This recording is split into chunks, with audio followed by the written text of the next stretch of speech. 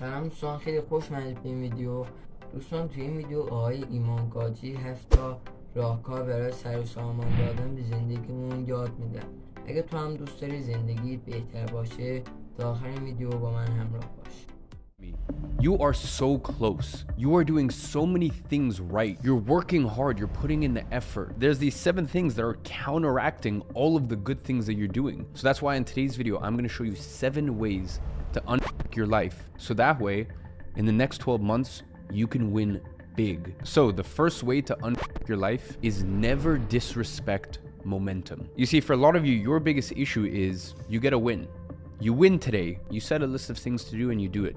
You take the actions necessary to grow your business. You take the right steps in the right direction, and then all of a sudden, you kick your feet up. You get comfortable.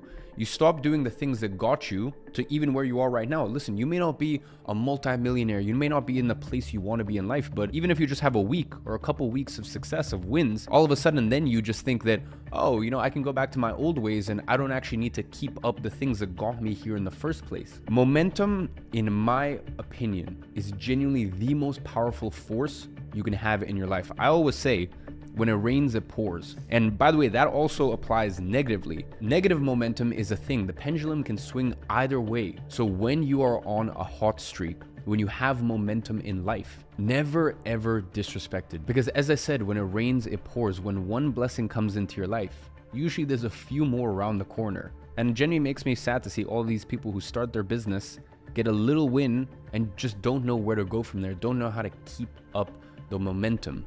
And if you're looking to make $10,000 a month online, that is by far the most important thing, which is don't disrespect momentum. So that is the first way. Now, before we get on to point number 2, I know a lot of you are wondering, what is the best business model in 2024? What is the best way for me to make $10,000 a month online in 2024? I'm gonna go ahead and leave one of my most popular YouTube videos as the first link in the description. In that video, I locked myself in a room for a month and analyzed the top 7 or 8 business models to come to a conclusion as to which one is the best in 2024. So I'll leave that as the first link in the description. Once you're done with this video, I strongly recommend you check that one out. Now, moving into the second way to unfuck your life, and that is to cut out the bad habit friends. And here's what I mean by that. A lot of times I notice that people have friends that, like, you're not really friends. You're just friends because you have a friendship or a bond over a bad habit. Here's what I mean. Stoners have their stoner friends, like the people they smoke weed with. But like outside of that, if they were sober, probably if they stopped smoking weed in 7 years, they wouldn't still be friends. You've got your gamer friends, but outside of gaming, you don't really have that much to talk about or like that much of an interest in each other. Or you've got your partying friends, or you even have your gossip friends. You've got those friends where it just seems like all you do when you're around them is just gossip. Have a lunch, have a coffee, and gossip about people. These are friends that perpetuate and keep you doing these bad habits. If you cut out these friends, then you cut out the habits, because a lot of times these friends and the feeling that you need to keep being friends with them, or this idea that you're a bad person because all of a sudden you've changed, you have a new identity, you formed a new identity, and your identity, quite frankly, doesn't align with these people anymore. So it's fine. You don't need to be mean. You don't need to be rude. You don't need to be angry. You don't need to be emotional. You don't need to shout at them and tell them they're a horrible person and cut them off aggressively, but you just slowly distance yourself. There is nothing wrong with that. So I want you to sit here and analyze and look at all of your friends and ask yourself, why am I actually friends with them? If I was in a room with them for 30 days, would I still have a good time? Would I enjoy myself?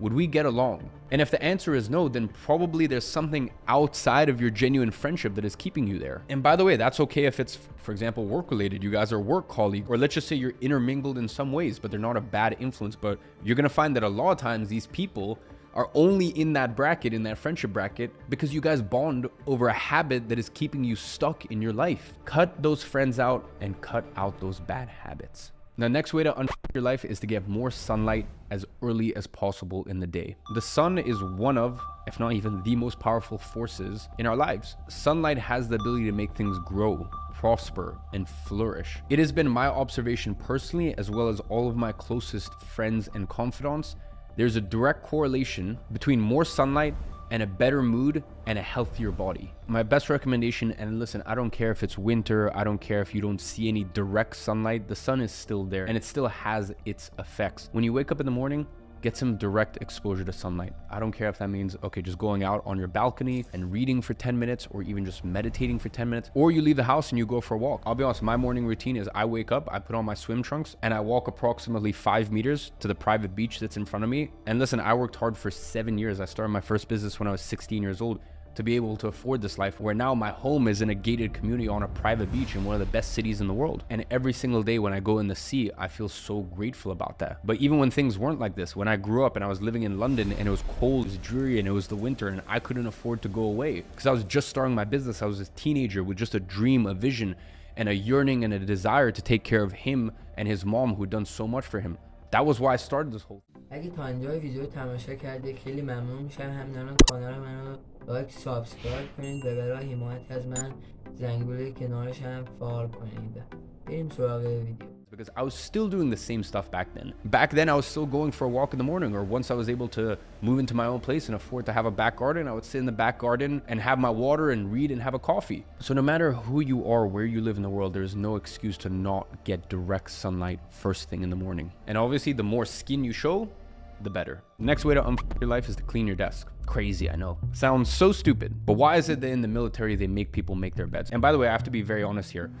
I don't make my bed anymore. And that's because I'm now, 8 years into business, and I've dialed in all of these disciplines and all of these habits. But when I first started, I was so diligent. I was so on the ball with these things. My desk was always clean. My bed was always made. Cleaning your desk isn't necessarily about having a clean desk. I mean, it's a benefit, it's a positive, but I wouldn't sit here and pretend like it's truly life-changing. It's just the fact that it's such an easy win.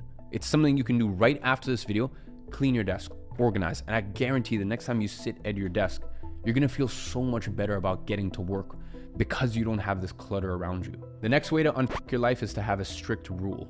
No music before 1 p.m. Now, the reason I say no music before 1 p.m. is because music, at the end of the day, especially a lot of the modern music that is being made, a lot of it is propaganda. A lot of it, the actual frequency of the music is frenetic. Like, I don't know, sometimes if you listen to modern music and it's just kind of like, it puts you on edge. You just feel like a little off. And by the way, like, I love bumping some rap while I'm training, but in the morning is such a fragile time for your mind. It's such a delicate time for your mind. And it's a time of the day where you should have some peace. You should have some quiet. And you shouldn't be implanting a lot of these, quite frankly, a lot of the music these days, I'm just going to call it what it is, demonic. Like these demonic weird thoughts and frequencies and sounds. So I believe a strict rule you should adhere to is before 1 p.m. don't listen to any music, or at least don't listen to any music with lyrics. Because as I said, music is one of the biggest ways to influence people. And at the end of the day, why should you let this rapper or this artist or this person, why should they influence what's going on in here? The decisions you make in your life path should be about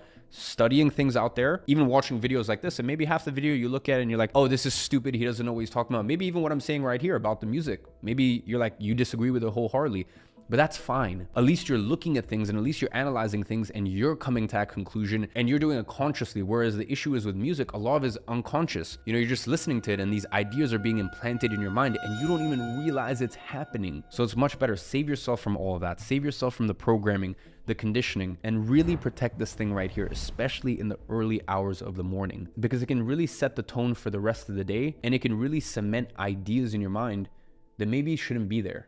Now, moving on and staying on the topic of programming, keeping you dumb, keeping you just kind of in a daze, the next way to unfuck your life is unfollow all of the Insta baddies. All of those girls, which is basically just softcore porn, you know, all these girls in bikinis, this, that. Unfollow all of them unless you actually know them. Listen, I'm not gonna sit here and judge you, especially if you're in your younger years in life and you wanna be a playboy and you wanna enjoy yourself and you're following girls that you like actually know that there's actually something going on there. But like, I've never been able to get through my head why a guy would follow 300 Insta baddies that does not know of his existence. She doesn't know you. She doesn't know who you are. She never will. Like, you're just a spectator. And imagine you wake up and the first thing you grab your phone and you're going, you're looking these Insta baddies and you just got your mind in this sexual place. And the worst part, it's not only the fact that it's sexual, it's the fact that the first thing you're doing in the day is making yourself feel bad because you're looking at that and you're going, I don't have that in my life. I want that in my life. So listen, right now, go ahead, unfollow all of the Insta baddies. And then on your explore page, wherever it is, if there's any photos of girls or anything like that,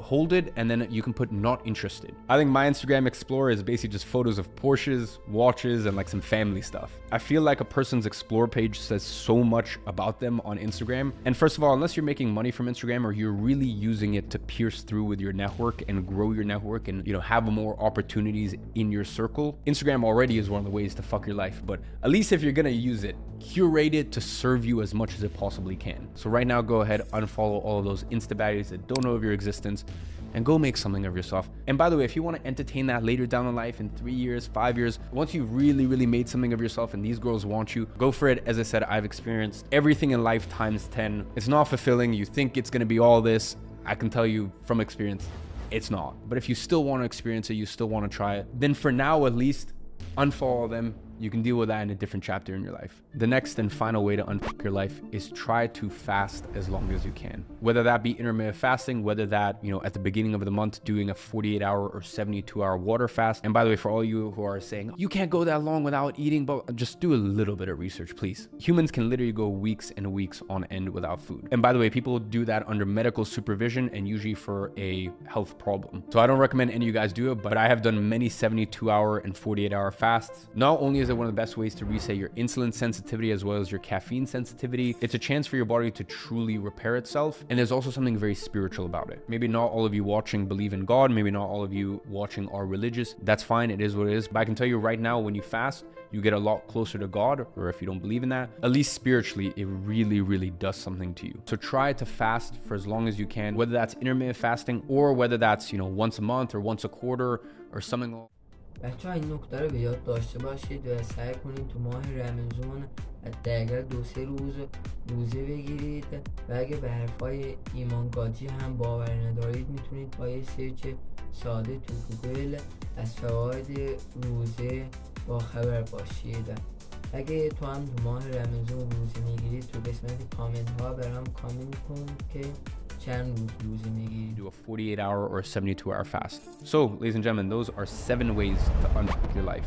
As I said at the beginning of the video, you are doing so many things right, and I am so proud of you. But there are just a few things, if you just cut them out, you would win on a level you can't even imagine. So with all that being said, I hope you enjoyed the video, and as always, I'm watching from afar, and I'm rooting for you. خیلی خوب دوستان، به پایان این ویدیو رسیدیم. امیدوارم این ویدیو واسهتون مفید بوده باشه و بتونید استفاده لازم رو ازش ببرید. خیلی ممنون که تا انتهای ویدیو تماشا کردید. منتظر ویدیوهای بعدی باشید. فعلا